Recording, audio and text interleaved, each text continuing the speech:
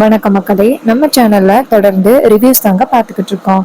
அந்த வகையில இப்ப நம்ம எதை பத்தின ரிவ்யூ பார்க்க போறோம் அப்படின்னா, நம்ம கார்த்திக் கதையில ஏப்ரல் 2 என்ன நடக்க போகுது அப்படிங்கறத பத்தி தாங்க இந்த வீடியோல பார்க்க போறோம். ஸோ மறக்காம இந்த வீடியோக்கு லைக் பண்ணிக்கோங்க, நம்ம சேனலை சப்ஸ்கிரைப் பண்ணிட்டு பக்கத்துல உள்ள பெல் ஐகானையும் கிளிக் பண்ணி ஆல்னு செட் பண்ணிக்கோங்க. அப்பதாங்க அடுத்து வீடியோஸ் போடும் பொழுது உங்களுக்கு நோட்டிபிகேஷன் வரும், பார்க்கலாம். சரி, வாங்க வீடியோல என்ன நடந்துச்சு அப்படிங்கறத பத்தி நம்ம இப்ப பாப்போம். நம்ம அபிராமி வந்துட்டு ஒளிஞ்சு நின்னு பாத்துக்கிட்டு இருக்காங்க. கார்த்தியும் ரேவதியும் நேரா கோவிலுக்குள்ள வராங்க. அத பார்த்துட்டு ரொம்ப பெரிய ஆனந்தம் அபிராமிக்கு.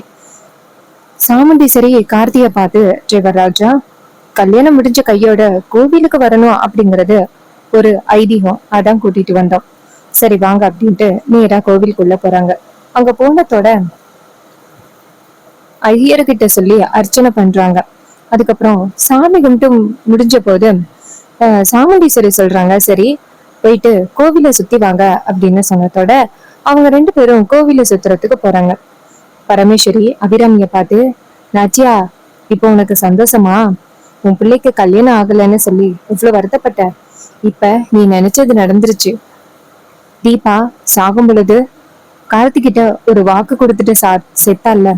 கார்த்தி 2வது கல்யாணம் பண்ணிக்கிட்டு குழந்தை குட்டியோட சந்தோஷமா இருக்கணும் அப்படின்னு வாக்கு கொடுத்தால. இப்ப கார்த்தி அதை நிறைவேற்றிட்டான். இனிமே தீபாவோட ஆத்மா நல்லபடியா சாந்தி ஆகும். அபிராமி சொல்றாங்க, ஆமாம்மா, அதை நினைச்சு பார்த்த பிறகுதாம்மா எனக்கு இப்ப நிம்மதியா இருக்கு. கார்த்தி எப்படியோ இந்த கல்யாணத்துக்கு ஒத்துக்கிட்டானே, எனக்கு அது போதும். கடைசி வரைக்கும் இந்த கல்யாணத்துக்கு ஒத்துக்க மாட்டான் அப்படின்னு நினைச்சு நான் ரொம்ப கவலைப்பட்டுட்டேன். ஆனா கடைசி நேரத்துல அவன் இப்படி அத்தை பேச்சு கேட்டு ரேவதியோட கழுத்துல தாலி கட்டினது எனக்கு ரொம்ப சந்தோஷமா இருக்குமா. இனிமே என் வாழ்க்கையில எது முக்கியம்? காசு பணம் எல்லாம் தேவையே இல்லை. என் கார்த்தியோட சந்தோஷம் மட்டும்தான் முக்கியம். ஆனா சீக்கிரம் என் மருமகளுக்கு ஆசிர்வாதம் பண்ணணும்னு ஆசையா இருக்கு. என் மருமக கிட்ட பேசணும் அப்படின்னு ஆசையா இருக்கு. ஆனா என்ன பண்றது, சாமுண்டீஸ்வரியை மீறி என்னால போக முடியாது. பரமேஸ்வரி சொல்றாங்க, இங்க பாரு அபிராமி, கண்டிப்பா அதுவும் ஒரு நாள் நடக்கும். சாமுண்டீஸ்வரி என்ன வாக்கு கொடுத்திருக்கா தெரியுமா? கல்யாணம் முடிஞ்சதும் ராஜராஜாவை அவங்க அப்பாவை பார்க்க அனுப்புறதா சொல்லியிருக்கா. அப்படியே கொஞ்சம் கொஞ்சமா பேசி எப்படியாவது சாமுண்டீஸ்வரிய சம்மதிக்க வச்சிடலாம். அபிராமி கேக்குறாங்க, அம்மா, அப்ப அண்ணன் வீட்டுக்கு வருவாரா? பரமேஸ்வரி சொல்றாங்க, ஆமா அபிராமி, கண்டிப்பா அவன் வீட்டுக்கு வருவான். அதுக்கு அபிராமி சொல்றாங்க, அண்ணனை பார்த்து எத்தனை வருஷம் ஆகுது? நானும் வீட்லயே இருக்கிறேன், அண்ணன் வரட்டும், நான் பாக்குறேன். பரமேஸ்வரி சொல்றாங்க, இங்க பாரு, அந்த சாமுண்டீஸ்வரி கொடுத்த வாக்க மீற மாட்டா அப்படின்னு எனக்கு தெரியும். ராஜராஜா கண்டிப்பா கேட்பான், அதுக்கு சாமுண்டீஸ்வரி என்ன பதில் சொல்றான்னு பாப்போம் அப்படின்னு சொல்ல, அபிராமி சொல்றாங்க, அம்மா, அவங்க 2 பேரையும் பார்க்கையில எனக்கு ரொம்ப சந்தோஷமா இருக்கு. கார்த்திகிட்ட பேசணும் போல இருக்கு. சாமுண்டீஸ்வரியை மீறி என்னால எப்படி பேச முடியும்? பரமேஸ்வரி சொல்றாங்க, அதை நான் பாத்துக்கிறேன், நீ ஏன் கவலைப்படுற? நான் போயிட்டு சாமுண்டீஸ்வரி கிட்ட பேச்சு கொடுக்குறேன், நீ போயிட்டு கார்த்திகிட்ட பேசிட்டு வா. இது கேட்டதும் அபிராமியும் சரிம்மா அப்படின்னு சொல்ல, பரமேஸ்வரி சொல்றாங்க, சரி நான் போறேன் அப்படின்ட்டு இங்க இருந்து போறாங்க. நேரா சாமுண்டீஸ்வரியை பாக்குறாங்க. சாமுண்டீஸ்வரி பரமேஸ்வரியை பார்த்து, இங்கேயும் வந்துட்டியா? நாங்க எங்க போனாலும் எங்களை ஃபாலோ பண்ணிக்கிட்டு வந்துகிட்டே இருப்பியா? எங்களை நிம்மதி இல்லாம வைக்கணும் அப்படின்னு ஏன் தான் இப்படி கங்கடம் கட்டிட்டு திரியிற? அதுக்கு பரமேஸ்வரி சொல்றாங்க, இங்க பாரு சாமுண்டீஸ்வரி, நான் கோவிலுக்கு சாமி கும்பிட வந்திருக்கேன். என்ன போயிட்டே நீ இப்படி பேசுறது கொஞ்சம் கூட நியாயமே இல்ல. கொஞ்சம் பார்த்து பேசு. ஐயரே, இந்த கோவில்ல எல்லாரும் வந்து சாமி கும்பிடலாம்ல? சாமுண்டீஸ்வரி வர நேரத்துல யாரும் வந்து சாமி கும்பிடக்கூடாது அப்படின்னு எதுவும் சட்டம் இருக்கா?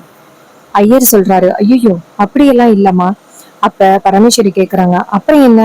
நான் கோவிலுக்கு சாமி கும்பிட வந்திருக்கேன், என்ன பார்த்து இந்த சாமுண்டீஸ்வரி கோவிலுக்கு வரக்கூடாதுன்னு சொல்ற? அப்ப சாமுண்டீஸ்வரி பரமேஸ்வரிய பார்த்து, என்ன புத்திசாலித்தனமா பேசுறன்னு நினைப்பா? இப்ப எதுக்கு நீ வந்திருக்க? உன் பேரனை என் 2வது 3வது பொண்ணுங்களுக்கு கல்யாணம் பண்ணி வைக்கணும்னு திட்டம் போடுறியா? நீ என்ன நினைச்சாலும் சரி, கண்டிப்பா உன்னோட திட்டம் செல்லுபடியாகாது. அதுக்கு பாட்டி சொல்றாங்க, இங்க பாரு சாமுண்டீஸ்வரி, நான் எப்படியாவது கார்த்தியை ரேவதிக்கு கல்யாணம் பண்ணி வைக்கணும்னு ஆசைப்பட்டேன். அதான் நடக்கலையே, அப்புறம் என்ன? அந்த பேச்ச அதோட விடு. அதுக்கு பரமேஸ்வரி சொன்னதை கேட்டுட்டு சாமுண்டீஸ்வரி சொல்றாங்க, இங்க பாரு, தேவையில்லாம நான் எங்க போனாலும் வந்து பிரச்சனை பண்ணிக்கிட்டே இருக்கேன். என் பொண்ணுக்கு கல்யாணம் பண்ணியிருக்கேன், கொஞ்சம் கூட என்ன நிம்மதியாவே இருக்க விட மாட்டியா? பரமேஸ்வரி சொல்றாங்க, சாமுண்டீஸ்வரி, பிரச்சனைன்னு பார்த்தா பிரச்சனையாதான் இருக்கும். நான் சாதாரணமா சாமி கும்பிடுறதுக்கு கோவிலுக்கு வந்தேன். என்ன பார்த்து நீ கோவப்பட்டா அதுக்கு நான் பொறுப்பாக முடியாது அப்படின்ட்டு பரமேஸ்வரி பேசிக்கிட்டு இருக்காங்க. இந்த நேரத்தை பயன்படுத்தின அபிராமி நேரா கார்த்தியை போய் பாக்குறாங்க. கார்த்தி அப்படின்னு ரேவதி அந்த இடத்துல நிக்கல, போயிட்டாங்க. கார்த்தி மட்டும்தான் இருக்காரு. கார்த்தி அபிராமிய பார்த்ததோட, அம்மா இங்க என்னம்மா பண்றீங்க? அபிராமி கேக்குறாங்க. என்னப்பா இப்படி கேக்குற? இங்க பாரு, நம்ம உன்னோட கல்யாண கோலத்துல பாக்கணும்னு எவ்வளவு ஆசையோட ஓடி வந்தேன் தெரியுமா? இனிமே நம்ம குடும்பத்துல எந்தவித பிரச்சனையும் இல்லை, நீ ரொம்ப சந்தோஷமா இருப்பாப்பா. அதுக்கு கார்த்தி சொல்றாரு, அம்மா நான் இந்த கல்யாணத்தை எதுக்காக ஒத்துக்கிட்டேன் அப்படிங்கிறது உங்களுக்கு கண்டிப்பா தெரிஞ்சிருக்கும். வேற சூழ்நிலை இல்லாம தான் நான் இந்த கல்யாணத்துக்கே ஒத்துக்கிட்டேன். ஆனா என்னால ரேவதி கூட சேர்ந்து சந்தோஷமா வாழ முடியுமா அப்படிங்கறது தெரியல. ஆனா இந்த குடும்பத்தை ஒண்ணு சேர்க்கறதுக்கு கிடைச்ச ஒரு வாய்ப்பு அப்படின்னு நினைக்கிறேன். அபிராமி சொல்றாங்க, இங்க பாருப்பா, நீ ரேவதிய இப்படியாவது மனசு மாத்து. கார்த்தி சொல்றாரு, அம்மா ரேவதியோட மனசை மாத்துறது ரொம்ப கஷ்டம். ஏன்னா ஆரம்பத்திலேயே அவ என்ன தப்பானவ அப்படின்னு நினைச்சிட்டா. அதுக்கு அபிராமி சொல்றாங்க, இங்க பாரு, அதெல்லாம் உன்னை தப்பானவன்னு நினைக்க மாட்டான். அவ இப்ப சின்ன குழப்பத்துல இருக்கா, அதனாலதான் உன்னை இப்படி தப்பானவன்னு நினைக்கிறான். நீ சொல்லி புரிய வையும். கார்த்தி சொல்றாரு, அம்மா என்னால முடிஞ்ச அளவுக்கு நான் ரேவதி கிட்ட சொல்லி புரிய வைக்கிறேன். அப்பதானே இந்த குடும்பத்தை ஒண்ணு சேர்க்க முடியும். அபிராமி சொல்றாங்க, ஆமாப்பா அப்படின்னு சொல்லி பேசிக்கிட்டு இருக்காங்க. ரேவதி அங்கிருந்து சாமுண்டீஸ்வரி கிட்ட வராங்க. வந்ததோட சாமுண்டீஸ்வரி ரேவதியை பார்த்து, ராஜா எங்க, மாப்பிள்ளை எங்க? ரேவதி சொல்றாங்க, அவரு பின்னாடிதான் வந்துகிட்டு இருப்பாரு. சாமுண்டீஸ்வரி சொல்றாங்க, இங்க பாரு ரேவதி, கல்யாணம் முடிஞ்சு இப்படி அவரை தனியா விட்டுட்டு வர்றது ரொம்ப தப்பு. 2 பேரும் ஒன்னாதான் வரணும், சரியா? அதுக்கு ரேவதி சொல்றாங்க, சரிம்மா. அப்ப பரமேஸ்வரி அந்த இடத்துல இருந்து போறாங்க. சாமுண்டீஸ்வரி என்ன பண்றாங்கன்னா, சரி எங்கதான் போயிட்டாரு அப்படின்ட்டு போகும் பொழுது அபிராமி கிட்ட கார்த்தி பேசிக்கிட்டு இருக்கிறத பாக்குறாங்க. பார்த்ததோட சாமுண்டீஸ்வரிக்கு செம ஷாக்கு. மாப்பிள்ள ராஜா அப்படின்னு கூப்பிடு. அபிராமி சாமுண்டீஸ்வரிய பார்த்ததோட அதிர்ச்சி ஆகுறாங்க. சாமுண்டீஸ்வரி அங்கிருந்து கோவமா வந்துட்டு கார்த்திய பார்த்து, டிரைவர் ராஜா, எதுக்கு நீ இந்த பொம்பளை கிட்ட பேசிக்கிட்டு இருக்க? அபிராமி நேரா சாமுண்டீஸ்வரிய பார்த்து பயத்துல நிக்க. அப்ப சாமுண்டீஸ்வரி கேக்குறாங்க, சொல்லு ராஜா, எதுக்கு நீ இவங்கிட்ட பேசிக்கிட்டு இருக்க? இவளுக்கும் உனக்கும் என்ன சம்மந்தம்? இவ யாருன்னு தெரியுமா? அப்ப கார்த்தி அமைதியா நிக்கிறாரு.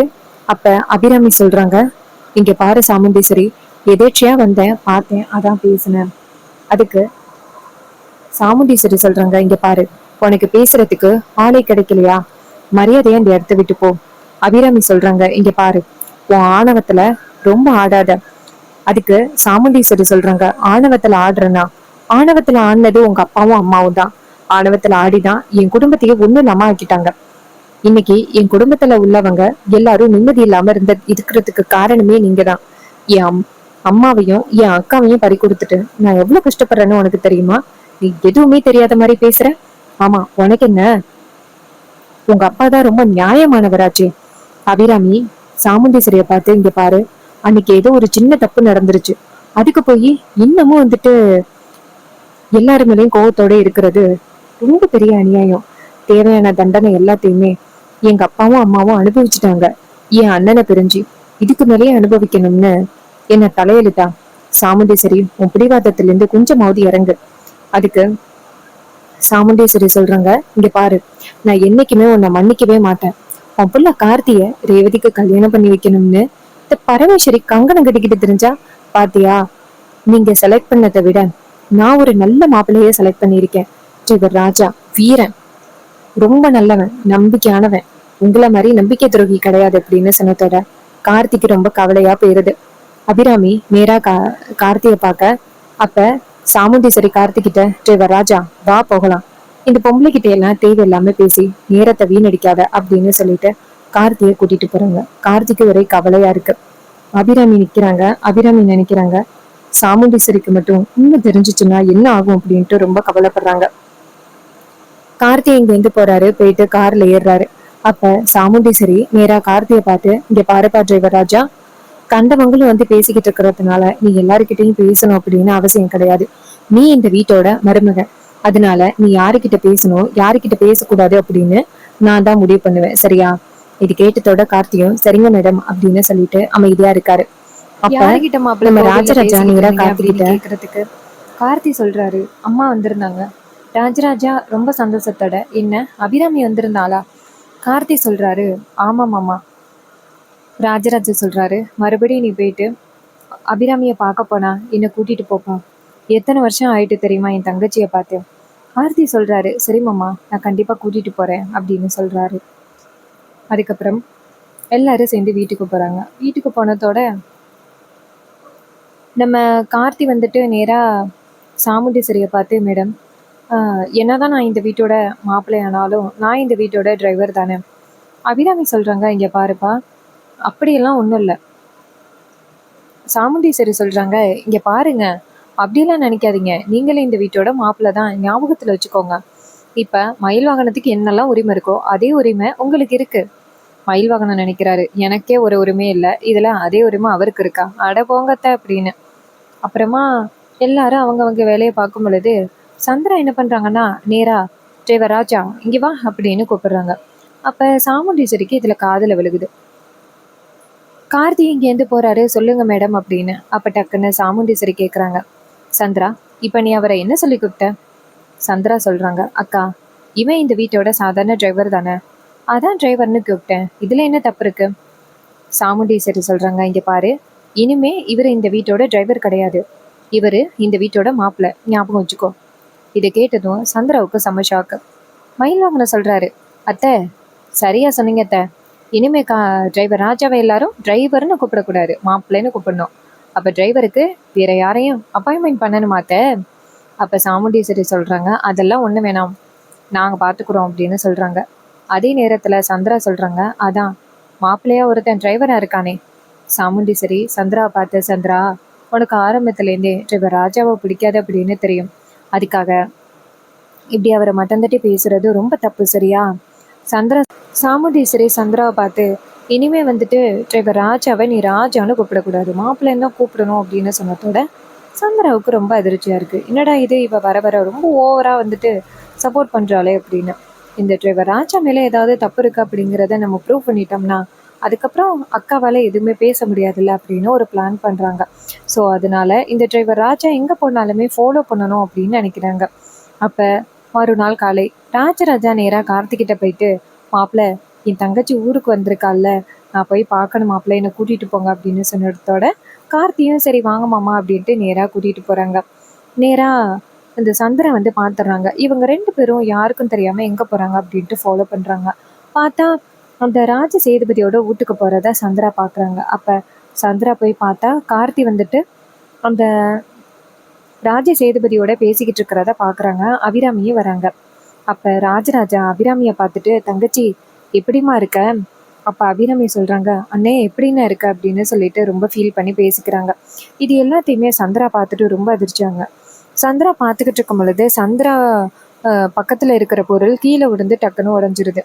இதை வந்து எல்லாரும் பார்த்துட்றாங்க.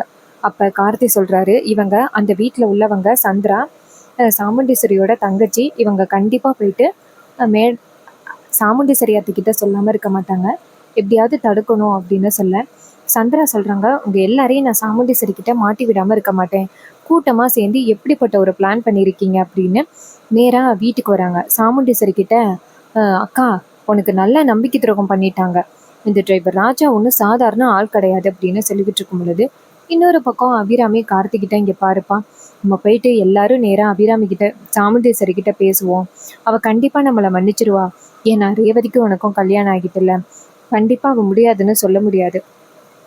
அதுக்கு கார்த்தி சொல்கிறாரு, அம்மா கண்டிப்பாக அத்தை ரொம்ப கோவப்படுவாங்க, அதனால கண்டிப்பாக நம்மளால எதுவும் சொல்ல முடியாது. அதுக்கு அபிராமி சொல்கிறாங்க, இங்கே பாருப்பா, நம்ம போயிட்டு எப்படியாவது பேசுவோம், ஒருவேளை அவள் தப்பான முடிவெடுத்துட்டா என்ன பண்ணுறது, வாப்பா அப்படின்ட்டு நேராக வீட்டுக்கு போகிறாங்க. அங்கே போனப்ப இன்னொரு பக்கம் சந்திரா வந்து சாமுண்டீஸ்வரி கிட்ட, அக்கா, நல்லா அந்த டிரைவர் ராஜான்னு சொல்லி நம்ம வீட்டுக்குள்ளே புகுந்து நம்மளை நம்பிக்கை துரோகம் பண்ணிட்டான், அவன் ஒன்றும் சாதாரண ஆள் கிடையாது, அந்த ராஜ சேதுபதி இருக்கான்னு அவனோட பேரன்தான் கார்த்தி. இது கேட்டதுமே சாமுண்டீஸ்வரிக்கு பேரதிர்ச்சியா இருக்கு. என்ன சந்திரா இப்படி சொல்ற? சந்திரா சொல்றாங்க, அக்கா, அதை நான் நேரடியா பார்த்துட்டே வரேன், அவங்க எல்லாரும் சேர்ந்து ஒன்னா திட்டம் போட்டு பேசிக்கிட்டு இருந்தாங்க தெரியுமா, இதுல உன் புருஷன், அதாவது மாமாவும் இதுல உடந்த. இதை கேட்டதும் சாமுண்டீஸ்வரிக்கு ரொம்ப அதிர்ச்சியா இருக்கு. அப்ப பார்த்தா கார்த்தி ராஜராஜா வீட்டுக்குள்ள வரும் பொழுது சாமுண்டீஸ்வரி நில்லுங்க அங்கேயே அப்படின்னு சொல்ல கார்த்தியும் ராஜராஜாவும் அதிர்ச்சியாகி நிக்கிறாங்க. சாமுண்டீஸ்வரி ராஜராஜாட்ட, நீங்க 2 பேரும் எங்க போயிட்டு வந்தீங்கன்னு சொல்லுங்க ஃபர்ஸ்ட். அப்ப கார்த்தி சொல்றாரு, மேடம் நான் சொல்றத ஒரு நிமிஷம் கேளுங்க. அபிராமி சொல்றாங்க, ஏய் சாமுண்டீஸ்வரி சொல்றாங்க, மரியாதையா சொல்லு, நீங்க 2 பேரும் எங்க போயிட்டு வந்தீங்க? ராஜராஜா சொல்றாரு, சாமுண்டீஸ்வரி கோவப்படாம கொஞ்சம் பொறுமையா கேளு. கார்த்தி சொல்றாரு, அத்தை ஒரு நிமிஷம் கேளுங்க அத்தை. சாமுண்டீஸ்வரி கேக்குறாங்க, யாருக்கு? யாருடா அத்தை? அத்தைன்னு சொன்ன அவ்வளவுதான். எப்படி வீட்டுக்குள்ள நரி மாதிரி புகுந்து இங்க எல்லாரையுமே ஏமாத்தி என்னையும் ஏமாத்தி ரேவதியை கல்யாணம் பண்ணிருப்ப? அப்ப சந்திரா சொல்றாங்க, அக்கா நான் ஆரம்பத்துல இருந்தே சொன்னேன்ன, இவன் வீட்டுக்குள்ள வந்த நோக்கமே வேற யாருக்கு, நம்மளை ஏமாத்துறதுக்காக தான் இவன் இந்த வீட்டுக்குள்ள வந்திருக்கான் அப்படின்னு நான் உன்கிட்ட சொன்னேன்ன. ஆனா நீ கொஞ்சமாவது கேட்டியா? கண்மூடித்தனமா இந்த டிரைவர் ராஜாவை நம்புன. கடைசியில உனக்கு எவ்வளவு பெரிய ஆப்பு வச்சுட்டான் பாரு. அக்கா இவனை நம்பினதுக்கு உனக்கு இன்னும் வேணும். அது கேட்டதோட சாமுண்டீஸ்வரி சந்திராவை பார்த்து, சந்திரா உண்மை தெரிஞ்ச பிறகு இவனை இன்னும் இந்த வீட்டுக்குள்ள வச்சிருப்பேன் அப்படின்னு நீ நினைக்கிறியா? அதே நேரத்துல அபிராமி அந்த இடத்துக்கு வராங்க. அபிராமிய பார்த்ததோட சாமுண்டீஸ்வரிக்கு இன்னும் கோபம். அபிராமி சாமுண்டீஸ்வரிய பார்த்து, இங்க பாரு சாமுண்டீஸ்வரி, கடைசி வரைக்கும் இப்படி கோவத்தோடய இருக்கலாம் அப்படின்னு முடிவு பண்ணிட்டியா? என்னைக்கா இருந்தாலும் இந்த கோபம் குறைஞ்சுதான் ஆகணும். தயவு செஞ்சு சொல்றதை கேளு. இப்படியே கோவத்தோட இருந்தீங்கன்னா குடும்பத்தோட சந்தோஷம் போயிடும். தயவு செஞ்சு புரிஞ்சுக்கிட்டு அமைதியா இரு. இந்த குடும்பம் ஒண்ணு சேரணும்ல. இது மாதிரி கார்த்திக்கும் ரேவதிக்கும் கல்யாணம் ஆகிட்டு இனிமே இதை மாத்த முடியாது. சாமுண்டீஸ்வரி சொல்றாங்க, இங்க பாரு, உன்னை நான் கண்டிப்பா சும்மா விட மாட்டேன். இவ்வளவு தைரியம் தான் இப்படி நீ தைரியமா பேசுவ? உன் பிள்ளைய இந்த வீட்டுக்குள்ள ஒரு திருட மாதிரி அனுப்பி எல்லாரையுமே ஏமாத்திருக்கியல்ல, இவ்வளவு பெரிய நம்பிக்கை துரோகத்தை பண்ணிருக்க. ஓ அப்ப அந்த ராஜ சேதுபதி தான் இது எல்லாத்துக்குமே காரணமா? திட்டம் போட்டு இதெல்லாம் பண்ணா நான் உடனே எல்லாத்தையும் சரின்னு சொல்லிடுறேன்னு நினைச்சானா? ஒரு அடி வீட்டுக்குள்ள வச்சீங்கன்னா அவ்வளவுதான் அப்படின்னு சாமுண்டீஸ்வரி துப்பாக்கி எடுக்கிறாங்க. இதெல்லாம் பார்த்ததோட கார்த்தி ரொம்ப அதிர்ச்சி ஆகுறாரு. அப்ப கார்த்தி டக்குன்னு அவங்க அம்மாவுக்கு முன்னாடி வந்துட்டு, இங்க பாருங்க அத்தை, தப்பெல்லாம் என் மேலதான், நான் தான் உண்மையா சொல்லியிருக்கணும். அதுக்கு சாமுண்டீஸ்வரி சொல்றாங்க, இங்க பாரு, மரியாதையா நீ நவந்து போ. இது எல்லாத்துக்கும் காரணம் உங்க அம்மாவா தான் இருப்பா. அவதான் இதெல்லாம் சொல்லி உன்னை இந்த வீட்டுக்குள்ள அனுப்பியிருக்கா அப்படின்னு சொல்லி சாமுண்டீஸ்வரி செம்ம கோத்தோட நிக்கிறாங்க. சோ அபிராமி வந்துட்டு சாமுண்டீஸ்வரி கிட்ட, கொல்லு, எனக்கு ஒன்னாதான் இந்த குடும்பம் ஒண்ணு சேரும் அப்படின்னா நீ என்ன கொல்லு அப்படின்னு சொல்லி நிக்கிறாங்க. இதையெல்லாம் பார்த்துட்டு கார்த்தி ரொம்ப அதிர்ச்சி ஆகுறாரு. நம்ம ராஜராஜா நேரா சாமுண்டீஸ்வரி கிட்ட கெஞ்சுறாரு, சாமுண்டீஸ்வரி தயவு செஞ்சு உன் கோவத்தை நிறுத்து சாமுண்டீஸ்வரின்னு ரொம்ப கெஞ்சுறாரு. சோ இந்த ப்ரெடிக்ஷன் உங்களுக்கு பிடிச்சிருந்துச்சு அப்படின்னா இந்த வீடியோக்கு மறக்காம லைக் பண்ணிக்கோங்க. இந்த சேனலை சப்ஸ்கிரைப் பண்ணிட்டு பக்கத்துல உள்ள பெல் ஐகானையும் கிளிக் பண்ணி ஆல்னு செட் பண்ணிக்கோங்க. அப்பதாங்க அடுத்த வீடியோஸ் போடும் பொழுது உங்களுக்கு நோட்டிபிகேஷன் தொடர்ச்சியா வரும், பார்க்கலாம். சோ இதே மாதிரி அடுத்த வீடியோல பார்க்கலாம். தேங்க்யூ ஃபார் வாட்சிங்.